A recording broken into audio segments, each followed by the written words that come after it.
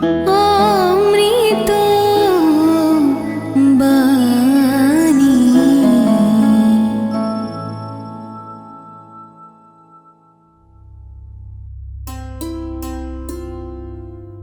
শ্রীরামকৃষ্ণ কথামৃতের তৃতীয় খণ্ডের প্রথম পরিচ্ছেদ।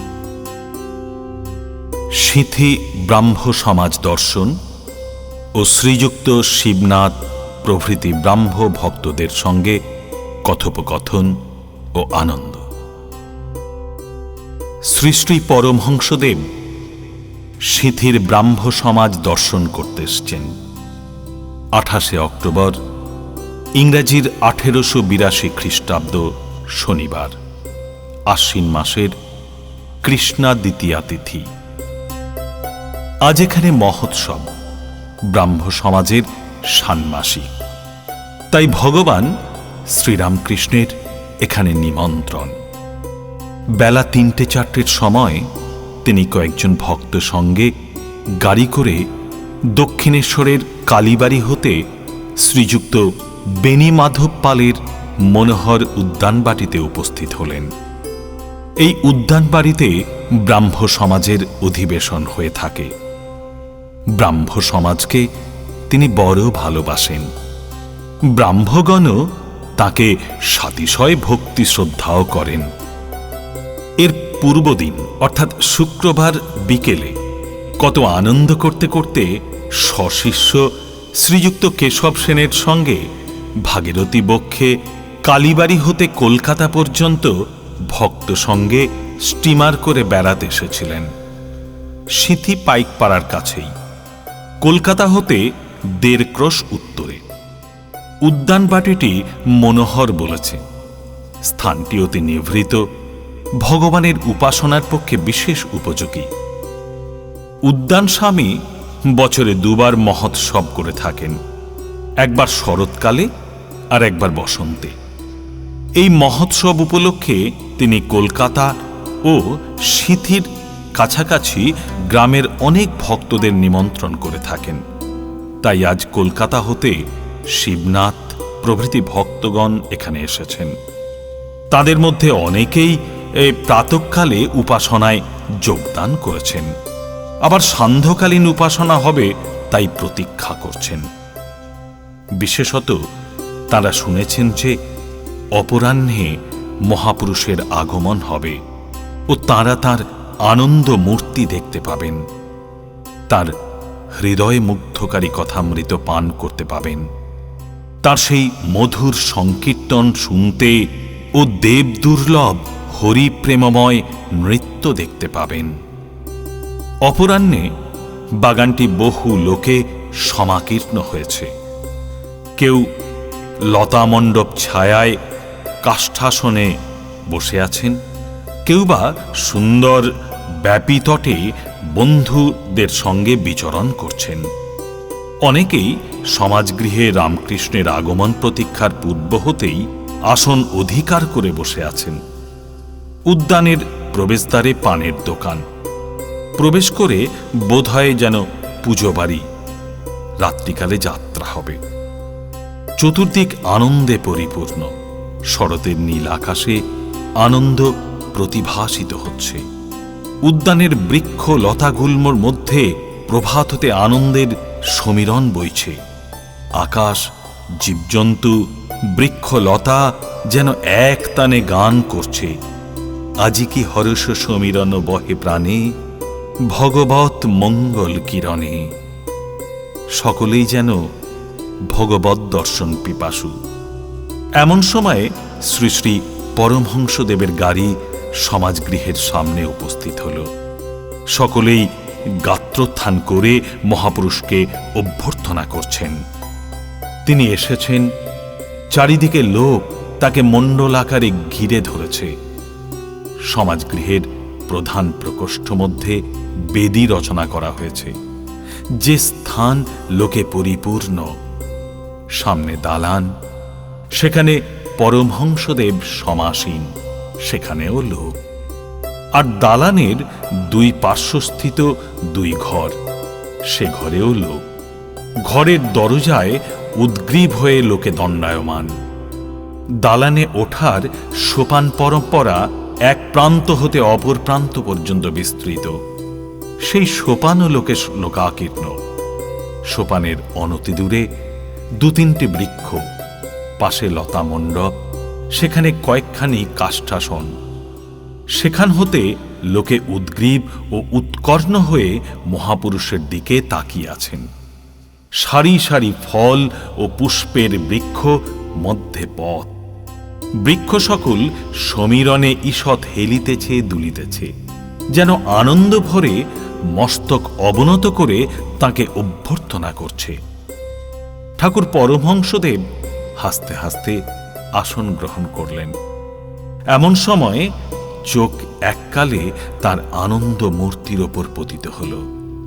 যেমন যতক্ষণ নাট্যশালায় অভিনয় আরম্ভ না হয় ততক্ষণ দর্শকবৃন্দের মধ্যে কেউ হাসছে, কেউ বিষয়কর্মের কথা কইছে, কেউ একাকী অথবা বন্ধু সঙ্গে পাদচারণ করছে, কেউ পান খাচ্ছে, কেউ বা তামাক খাচ্ছে।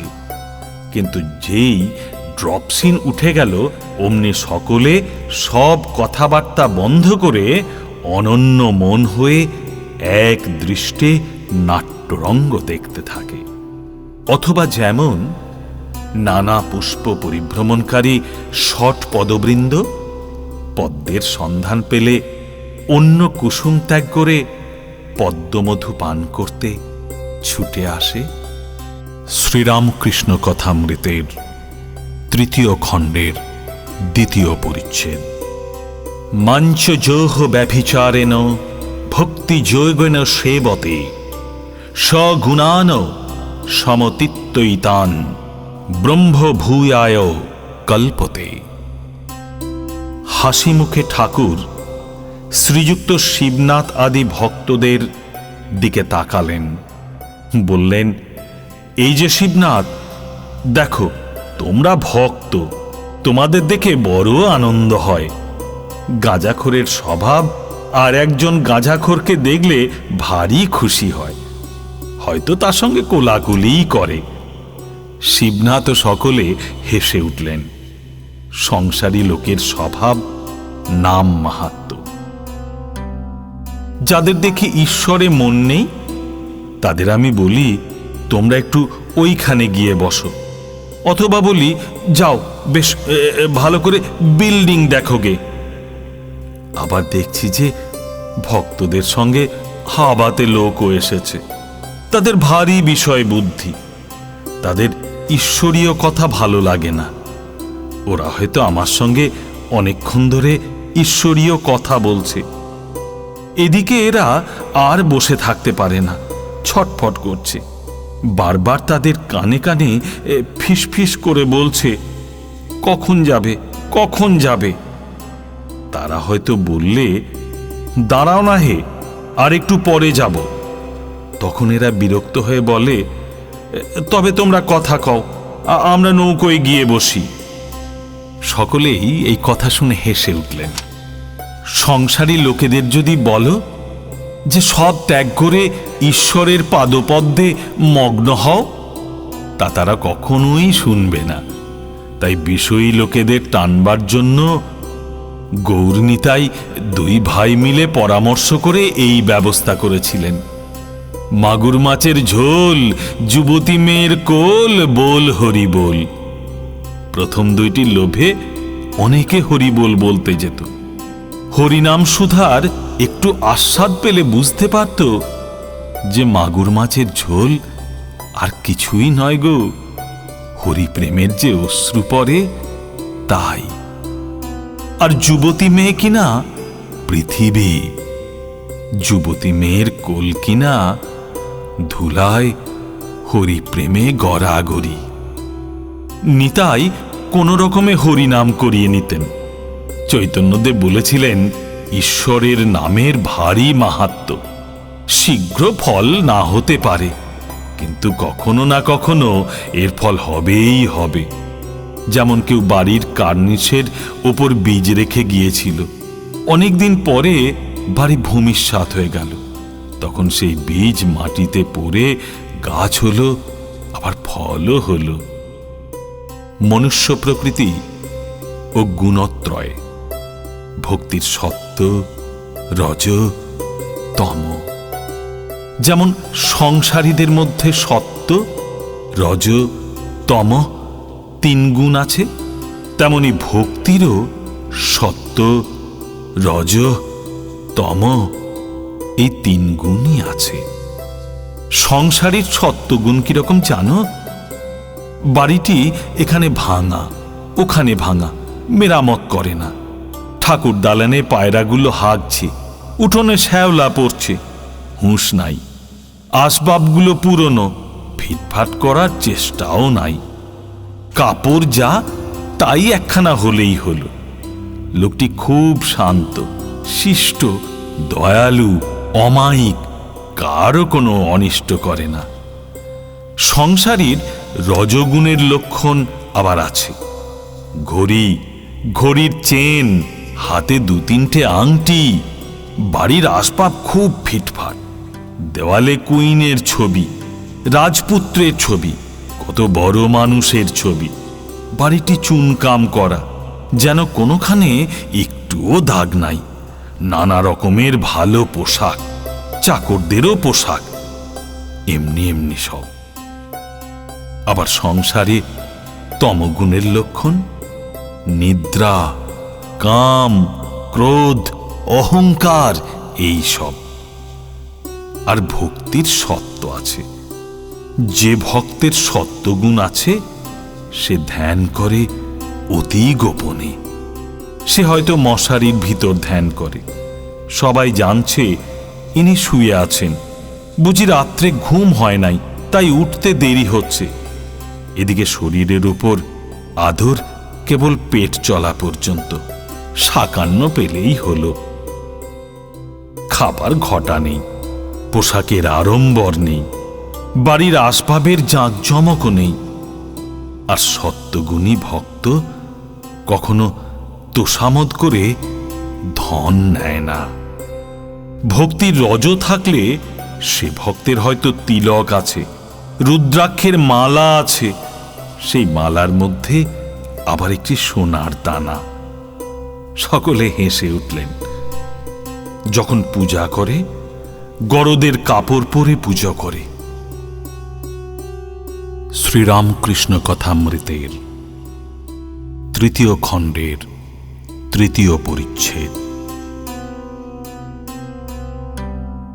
ক্লৈবং মাস্ম গমঃ পার্থ নৈতৎ তস্যুপপদ্যতে ক্ষুদ্রং হৃদয় দৌর্বল্যং তত্ত্বতিষ্ঠ পরন্তপ।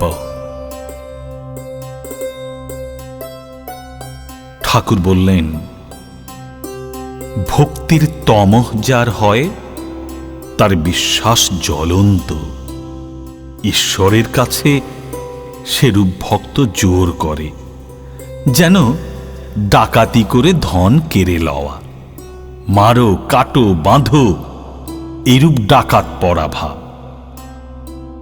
ঠাকুর ঊর্ধ্বদৃষ্টি, তার প্রেম রসাভিষিক্ত কণ্ঠে গাইছেন, গয়া গঙ্গা প্রভাসাদি কাশী কাঞ্চি কে বাঁচায়, কালী কালী কালী বলে আমার অজপা যদি ফুরায়। ত্রিসন্ধ্যা যে বলে কালী, পূজা সন্ধ্যা সে কি চায়, সন্ধ্যা তার সন্ধানে ফেরে, কবু সন্ধি নাহি পায়।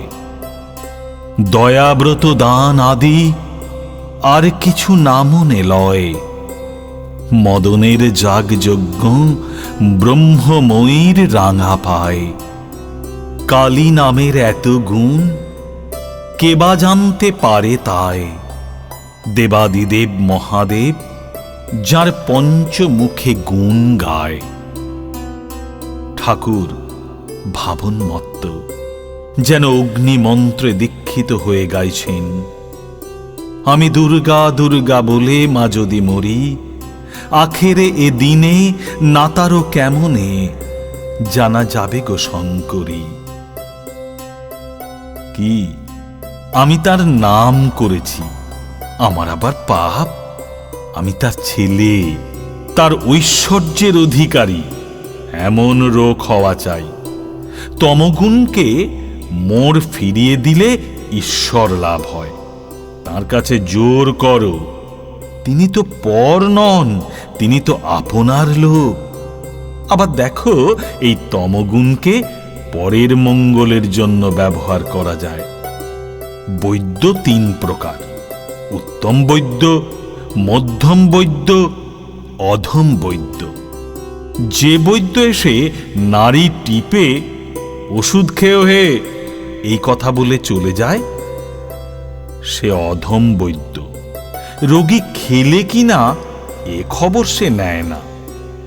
যে বৈদ্য রোগীকে ওষুধ খেতে অনেক করে বোঝায়, যে মিষ্টি কথাতে বলে, ওহে ওষুধ না খেলে কেমন করে ভালো হবে, লক্ষ্মীটি খাও, আমি নিজে ওষুধ মেরে দিচ্ছি, খাও, সে মধ্যম বৈদ্য।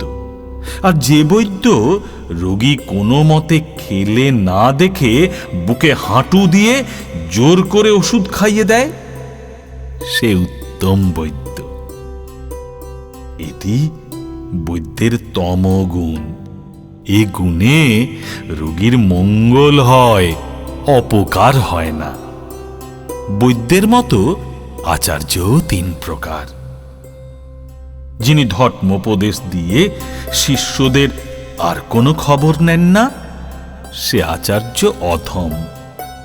যিনি শিষ্যদের মঙ্গলের জন্য তাদের বারবার বোঝান, যাতে তারা উপদেশগুলি ধারণা করতে পারে, অনেক অনুনয় বিনয় করেন, ভালোবাসা দেখান, তিনি মধ্যম থাকের আচার্য। আর যখন শিষ্যেরা কোনো মতে শুনছে না দেখে কোনো আচার্য জোর পর্যন্ত করেন, তারে বলি উত্তম আচার্য।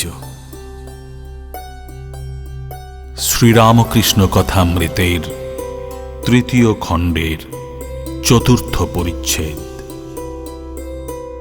ইয়ত বাচ নিবর্তন্তে অপ্রাপ্য মনুষাসহ। ব্রহ্মের স্বরূপ মুখে বলা যায় না।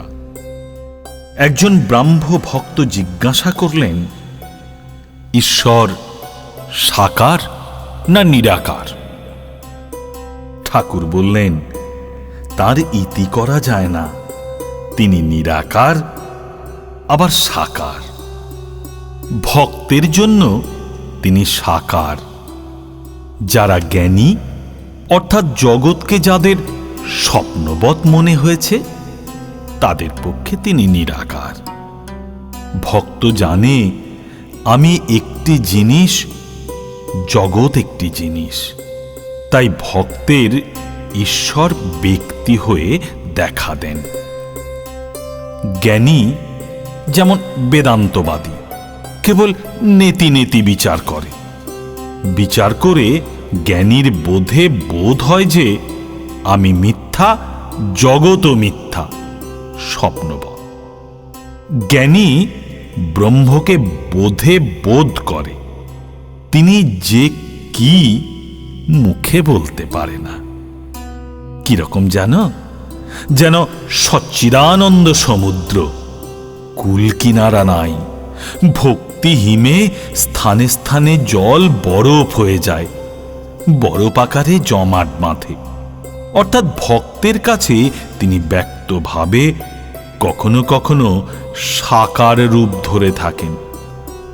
জ্ঞান সূর্য উঠলে সে বরফ গলে যায়, তখন আর ঈশ্বরকে ব্যক্তি বলে বোধ হয় না, তার রূপও দর্শন হয় না।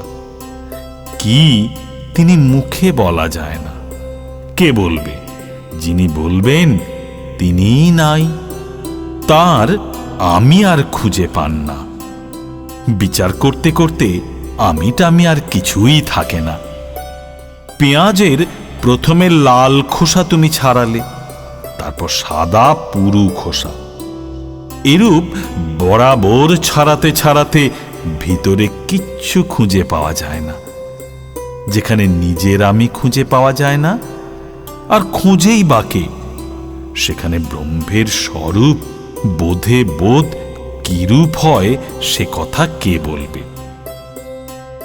একটা নুনের পুতুল সমুদ্র মাপতে গিয়েছিল।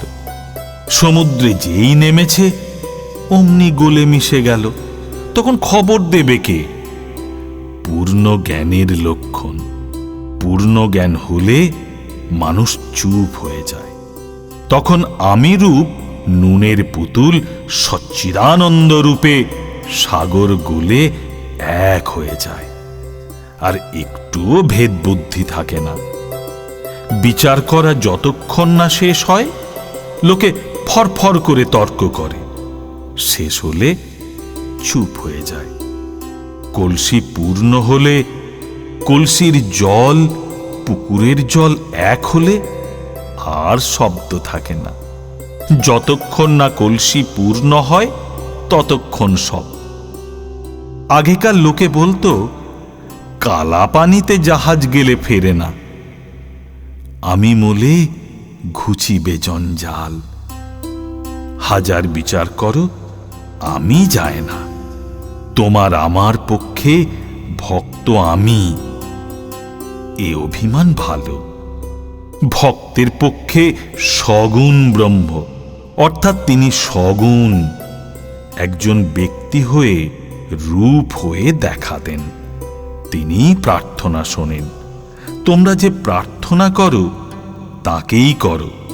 তোমরা বেদান্তবাদী নও, জ্ঞানী নও, তোমরা ভক্ত। সাকার রূপ মানো আর না মানো তাতে এসে যায় না। ঈশ্বর একজন ব্যক্তি বলে বোধ থাকলেই হল। যে ব্যক্তি প্রার্থনা শোনেন, সৃষ্টি স্থিতি প্রলয় করেন, যে ব্যক্তি অনন্ত শক্তি, ভক্তি পথেই তাকে সহজে পাওয়া যায়। শ্রীরামকৃষ্ণ কথামৃতের 3য় খণ্ডের 5ম পরিচ্ছেদ। ভক্ত্যা তনন্নয়া শক্য অহমেবং বিদহ অর্জুন জ্ঞাতুম দ্রষ্টুম চ তত্ত্বেন প্রবেষ্টুম চ পরমন্তপ। ঈশ্বর দর্শন সাকার না নিরাকার? একজন ব্রাহ্ম ভক্ত জিজ্ঞাসা করলেন, মহাশয়, ঈশ্বরকে কি দেখা যায়? যদি দেখা যায়, দেখতে পাই না কেন? ঠাকুর বললেন, হ্যাঁ, অবশ্য দেখা যায়। সাকার রূপ দেখা যায়, আবার অরূপও দেখা যায়। যা তোমায় বোঝাবো কেমন করে গো? ব্রাহ্মভক্ত আবার জিজ্ঞাসা করলেন, কি উপায় দেখা যেতে পারে? ঠাকুর বললেন, ব্যাকুল হয়ে তার জন্য কাঁদতে পারো। লোকে ছেলের জন্য, স্ত্রীর জন্য, টাকার জন্য এক ঘটি কাঁদে, কিন্তু ঈশ্বরের জন্য কে কাঁদছে গো? যতক্ষণ ছেলে চুষি নিয়ে ভুলে থাকে, মা রান্না বান্না বাড়ির সব কাজ করে। ছেলের যখন চুষি আর ভালো লাগে না, চুষি ফেলে চিৎকার করে কাঁদে, তখন মা ভাতের হাঁড়ি নামিয়ে দূর করে এসে ছেলেকে কোলে নেয়। ব্রাহ্মভক্ত বললেন, মহাশয়, ঈশ্বরের স্বরূপ নিয়ে এত নানা মত কেন? কেউ বলে সাকার, কেউ বলে নিরাকার, আবার সাকারবাদীদের নিকট নানা রূপের কথা শুনতে পাই। এত গণ্ডগোল কেন? ঠাকুর বললেন, যে ভক্ত যে রূপে দেখে সে সেই রূপ মনে করে। বাস্তবিক কোনো গণ্ডগোল নাই। তাকে কোনো রকমে যদি একবার লাভ করতে পারা যায়, তাহলে তিনি সব বুঝিয়ে দেন। সে পারাতেই গেল না, সব খবর পাবে কেমন করে? একটা গল্প শোনো। একজন বাজ জেগেছিল। সে দেখলে যে গাছের উপর একটা জানোয়ার রয়েছে। সে এসে আর একজনকে বললে, দেখ, অমুক গাছে একটা সুন্দর লাল রঙের জানোয়ার দেখে এলাম। লোকটি উত্তর করলে, আমি যখন বাজ জেগেছিলাম তখন আমিও দেখেছি, তা সে তো লাল রঙের হতে যাবে কেন? সে যে রং সবুজ। আর একজন বললে, না না, আমি দেখেছি হলদে। এরূপে আরও কেউ কেউ বললে, না, সাদা, বেগুনি, নীল ইত্যাদি। শেষে ঝগড়া। তখন তারা গাছতলায় গিয়ে দেখে একজন লোক বসে আছে।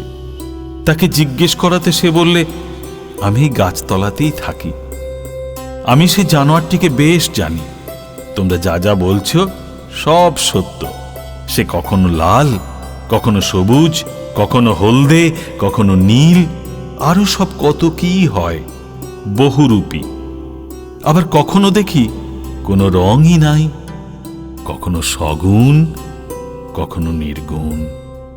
অর্থাৎ যে ব্যক্তি সদা সর্বদা ঈশ্বর চিন্তা করে, সেই জানতে পারে তার স্বরূপ কি। সে ব্যক্তিই জানে যে তিনি নানা রূপে দেখা দেন, নানা ভাবে দেখা দেন। তিনি সগুণ, আবার তিনি নির্গুণ। যে গাছতলায় থাকে সে জানে বহুরূপীর নানা রং, আবার কখনো কখনো কোনো রঙই থাকে না। অন্য লোকে কেবল তর্ক ঝগড়া করে কষ্ট পায়। কবির বলতো, নিরাকার আমার বাপ আর সাকার আমার মা। ভক্ত যে রূপটি ভালোবাসে সেই রূপে তিনি দেখা দেন। তিনি যে ভক্ত বৎসল। পুরাণে আছে, বীরভক্ত হনুমানের জন্য তিনি নানা রূপ ধরেছিলেন। বেদান্ত বিচারের কাছে রূপটুপ উড়ে যায়। সে বিচারের শেষ সিদ্ধান্ত এই, ব্রহ্ম সত্য, আর নাম রূপযুক্ত জগৎ মিথ্যা। যতক্ষণ আমি ভক্ত এই অভিমান থাকে, ততক্ষণ ঈশ্বরের রূপ দর্শন আর ঈশ্বরকে ব্যক্তি বলে বোধ সম্ভব হয়। বিচারের চোখে দেখলে ভক্তের আমি অভিমান ভক্তকে একটু দূরে রেখে দিয়েছে। কালীরূপ কি শ্যামরূপ 14 পোয়া কেন? দূরে বলে। দূরে বলে সূর্য ছোট দেখায়। কাছে যাও, তখন এত বড় দেখবে যে ধারণা করতে পারবে না। আবার কালীরূপ কি শ্যামরূপ শ্যামবর্ণ কেন? না, সেও দূরে বলে। যেমন দিঘির জল দূরে থেকে সবুজ, নীল বা কালো বর্ণ দেখায়, কাছে গিয়ে হাতে করে জল তুলে দেখো, কোনো রং নেই। আকাশ দূরে দেখলে নীল বর্ণ, কাছে দেখো কোনো রং নাই। তাই বলছি, বেদান্ত দর্শনের বিচারে ব্রহ্ম নির্গুণ। তার কি স্বরূপ তা মুখে বলা যায় না। কিন্তু যতক্ষণ তুমি নিজে সত্য, ততক্ষণ জগৎও সত্য। ঈশ্বরের নানা রূপও সত্য। ঈশ্বরকে ব্যক্তিবোধও সত্য। ভক্তিপথ তোমাদের পথ। এ খুব ভালো, এ সহজ পথ। অনন্ত ঈশ্বরকে কি জানা যায়? আর তাকে জানবারই বা কি দরকার? এই দুর্লভ মানুষ জনম পেয়ে আমার দরকার তাঁর পাদপদ্মে যেন ভক্তি হয়। যদি আমার এক ঘটি জলে তৃষ্ণা যায়, পুকুরের কত জল আছে এ মাপবার আমার কি দরকার? আমি আধ বোতল মদে মাতাল হয়ে যাই, সুরির দোকানে কত মন মদ আছে এ হিসাবে আমার কি দরকার? অনন্তকে জানার দরকারই বাকি। শ্রীরামকৃষ্ণ কথামৃতের 3য় খণ্ডের 6ষ্ঠ পরিচ্ছেদ। ইয়েস্তাত্মরতিরেব সদাত্মতৃপ্তশ্চ মানব আত্মনেব চ সন্তুষ্টস্তৈষ্য কার্যম না বিদ্যতে। ঈশ্বর লাভের লক্ষণ সপ্তভূমি ও ব্রহ্মজ্ঞান। ঠাকুর বললেন, বেদে ব্রহ্মজ্ঞানীর নানা রকম অবস্থা বর্ণনা আছে। সে পথ জ্ঞান পথ, বড় কঠিন পথ। বিষয় বুদ্ধির, কামিনী কাঞ্চনের আসক্তির লেশমাত্র থাকলে জ্ঞান হয় না। এ পথ কলিযুগের পক্ষে সম্ভব নয়। এই সম্বন্ধে বেদে সপ্তভূমির কথা আছে। এই 7 ভূমি মানে মনের স্থান। সংসারে যখন মন থাকে তখন লিঙ্গ, গুহ্য, নাভি মনের বাসস্থান। মনের তখন ঊর্ধ্বদৃষ্টি থাকে না, কেবল কামিনী কাঞ্চনে মন থাকে। মনের চতুর্থ ভূমি হৃদয়। তখন প্রথম চৈতন্য হয়েছে, আর চারিদিকে জ্যোতি দর্শন হয়। আর নিচের দিকে অর্থাৎ সংসারের দিকে মন যায় না। মনের পঞ্চম ভূমি কণ্ঠ। মন যার কণ্ঠে উঠেছে তার অবিদ্যা, অজ্ঞান সব গিয়ে ঈশ্বরীয় কথা বই অন্য কোনো কথা শুনতে বা বলতে ভালো লাগে না। যদি কেউ অন্য কথা বলে সেখান থেকে উঠে যায়। মনের ষষ্ঠ ভূমি কপাল। মন সেখানে গেলে অহর্নিশি ঈশ্বরীয় রূপ দর্শন হয়। তখনও একটু আমি থাকে। সে ব্যক্তি সেই নিরুপম রূপ দর্শন করে উন্মত্ত হয়ে সেই রূপকে স্পর্শ আর আলিঙ্গন করতে যায়, কিন্তু পারে না। যেমন লণ্ঠনের ভিতর আলো আছে, মনে হয় এই আলো ছুলুম ছুলুম, কিন্তু কাঁচ ব্যবধান আছে বলে ছুঁতে পারা যায় না। শিরোদেশ সপ্তম ভূমি। সেখানে মন গেলে সমাধি হয় ও ব্রহ্মজ্ঞানীর ব্রহ্মের প্রত্যক্ষ দর্শন হয়। কিন্তু সে অবস্থায় শরীর অধিক দিন থাকে না, সর্বদা বেহুঁশ, কিছু খেতে পারে না, মুখে দুধ দিলে গড়িয়ে যায়। এই ভূমিতে 21 দিনে মৃত্যু। এই ব্রহ্মজ্ঞানীর অবস্থা তোমাদের ভক্তিপথ, খুব ভালো আর সহজ। আমায় একজন বলেছিল, মশাই আমাকে সমাধিটা শিখিয়ে দিতে পারেন? সমাধি হলে সব কর্ম ত্যাগ হয়ে যায়। পূজা জপাদি কর্ম, বিষয় কর্ম সব ত্যাগ হয়। প্রথম কর্মের বড় হইচই থাকে। যত ঈশ্বরের দিকে এগোবে ততই কর্মের আড়ম্বর কমে। এমনকি তার নাম গুণগান পর্যন্ত বন্ধ হয়ে যায়। যতক্ষণ তুমি সভায় আসনি তোমার নাম গুণ কথা অনেক হয়েছে। যেই তুমি এসে পড়েছ অমনি সেসব কথা বন্ধ হয়ে গেল। তখন তোমার দর্শনেতেই আনন্দ। তখন লোকে বলে, এই যে শিবনাথ বাবু এসেছেন, তোমার বিষয়ে অন্য সব কথা বন্ধ হয়ে যায়। আমার এই অবস্থার পর গঙ্গা জলে তর্পণ করতে গিয়ে দেখি যে হাতের আঙুলের ভিতর দিয়ে জল গলে পড়ে যাচ্ছে। তখন হলধারীকে কাঁদতে কাঁদতে জিজ্ঞেস করলাম, দাদা এ কি হলো? হলধারী বললে, একে গলিত হস্ত বলে। ঈশ্বর দর্শনের পর তর্পণাদি কর্ম থাকে না। সংকীর্তনে প্রথমে বলে, নিতাই আমার মাতা হাতি। ভাব গাঢ় হলে শুধু বলে হাতি হাতি, তারপর কেবল হাতি। এই কথাটি মুখে থাকে। শেষে হা বলতে বলতে ভাব সমাধি হয়। তখন সে ব্যক্তি এতক্ষণ কীর্তন করছিল সে চুপ হয়ে যায়। যেমন ব্রাহ্মণ ভোজনে প্রথমে খুব হইচই, সকলে পাতা সামনে নিয়ে বসল। তখন অনেক হইচই কমে গেল, কেবল লুচিয়ান লুচিয়ান শব্দ হতে থাকে। তারপর যখন লুচি তরকারি খেতে আরম্ভ করে তখন 12 আনা শব্দও কমে গেছে। যখন দই এলো তখন শুধু সুপ সুপ, শব্দ নাই বললেই হয়। খাবার পর নিদ্রা, তখন সব চুপ। তাই বলছি, প্রথম প্রথম কর্মের খুব হইচই থাকে। ঈশ্বরের পথে যত এগোবে ততই কর্ম কমবে। শেষে কর্ম ত্যাগ আর সমাধি।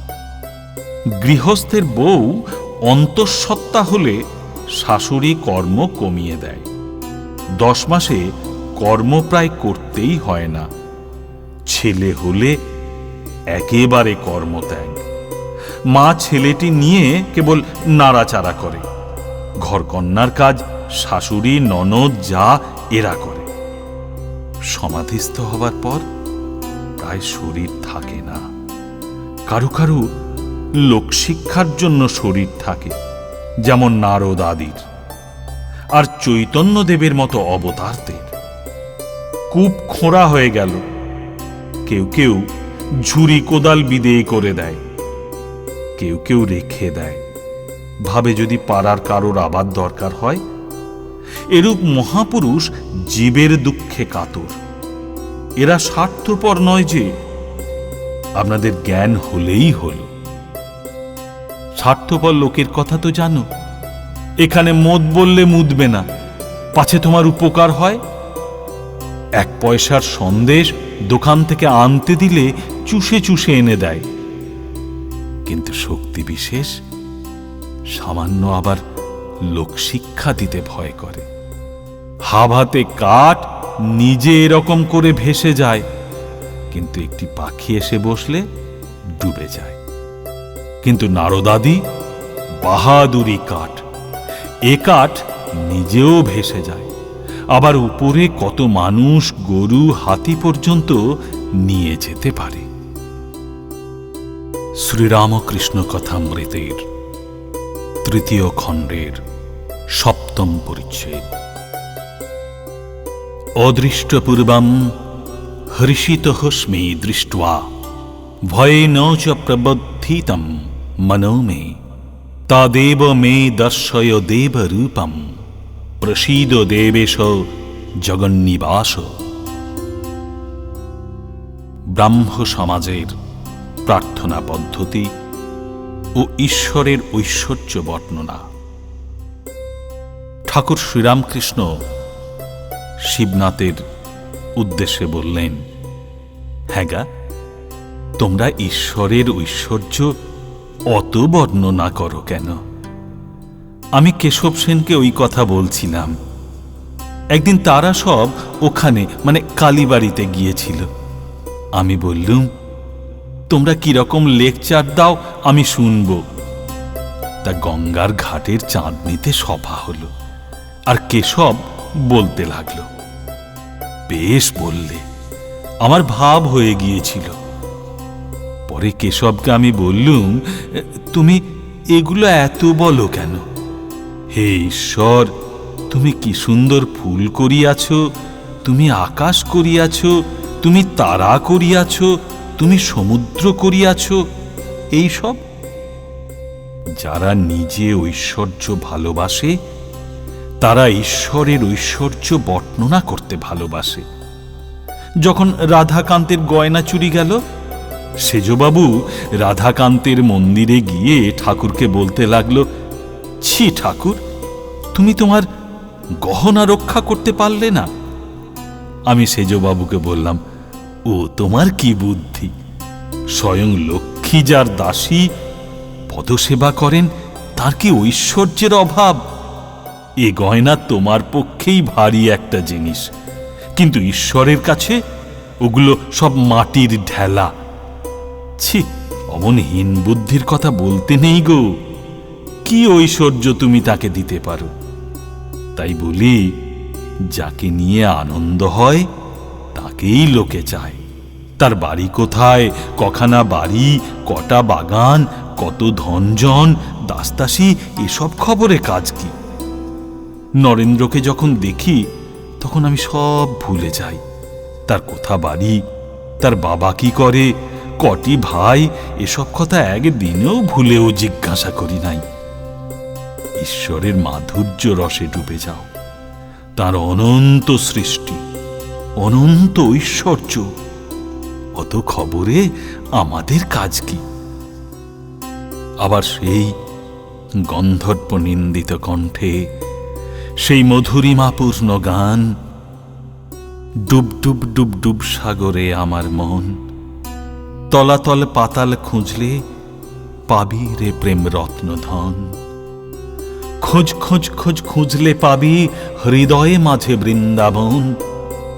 দীপ দীপ দীপ জ্ঞানেরে পাতি চলবে হৃদয় অনুক্ষণ। ড্যাং ড্যাং ড্যাং ডাঙায় ডিঙে চালায় আবার সে কঞ্জন। কবির বলে শোন শোন শোন ভাবগুরুর শ্রীচরণ।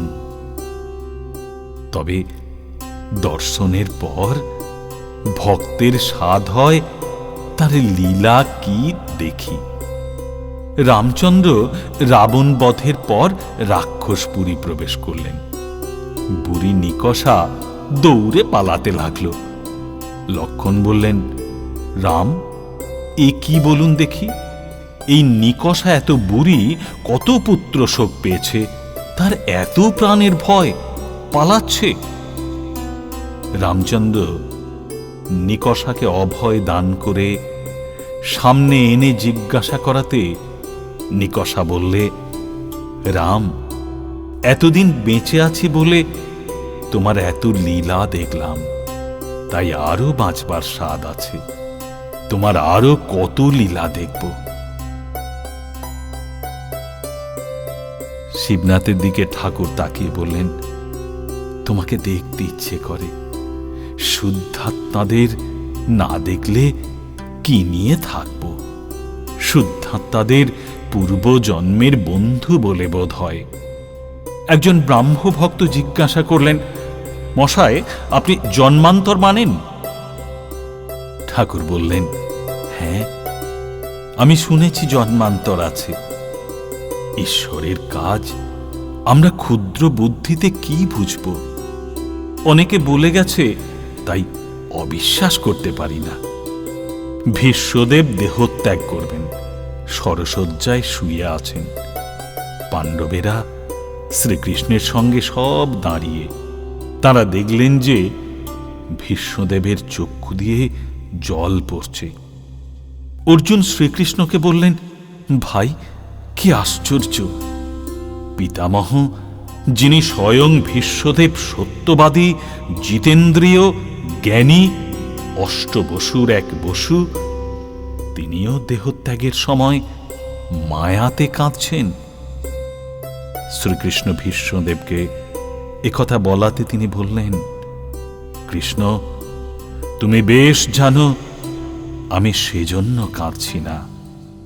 যখন ভাবছি যে পাণ্ডবদের স্বয়ং ভগবান নিজে সারথি, তাদেরও দুঃখ বিপদের শেষ নেই, তখন এই মনে করে কাঁদছি যে ভগবানের কাজ কিছুই বুঝতে পারলাম না।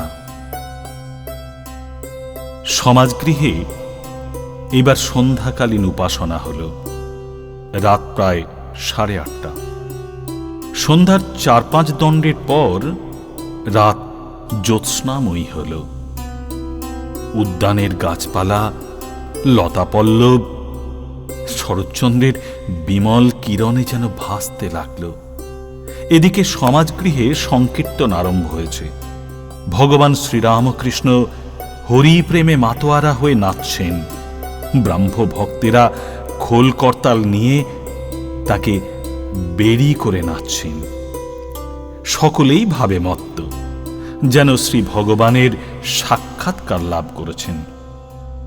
হরিনামের রোল উত্তরোত্তর উঠছে।